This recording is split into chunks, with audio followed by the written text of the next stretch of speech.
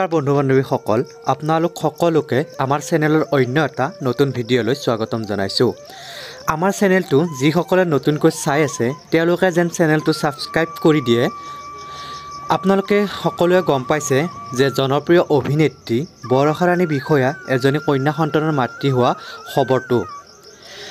মাতৃত্বৰ সেই অনুভৱ কৰি অভিনেত্ৰী বৰষা ৰাণী বিষয়াই ক'লে তেওঁৰ সেই অনুভৱৰ বিষয়ে মাতৃ হোৱাৰ আগমুহূৰ্তৰ কথা। বন্ধু বান্ধৱীসকল, পৰৱৰ্তী ভিডিঅ'টো চোৱাৰ আগতে আপোনালোকে আমাৰ চেনেলটো যেন প্লিজ ছাবস্ক্ৰাইব কৰি দিয়ে আৰু লগতে যদিহে ভিডিঅ'সমূহ চাই ভাল পায় প্লিজ এটা লাইক কৰি দিব। তেতিয়াহ'লে বন্ধু বান্ধৱীসকল, জনপ্ৰিয় অভিনেত্ৰী বৰষা ৰাণী বিষয়াৰ তেওঁ মাতৃত্ব হোৱাৰ আগৰ তেওঁৰ ছ'চিয়েল মিডিয়াত কি ধৰণে লিখিলে আহকচোন বাৰু চাওঁ। অভিনেত্ৰী বৰষা ৰাণী বিষয়াই কেইখনমান ফটো ছ'চিয়েল মিডিয়াত শ্বেয়াৰ কৰি অভিনেত্ৰীগৰাকীয়ে লিখিছে, সাহসী মুখ লৈ বহু ভয়ে ভয়ে বেজীৰ খোজ খাই এটি কন্যা সন্তান জন্ম দিবলৈ যত্ন কৰিছোঁ।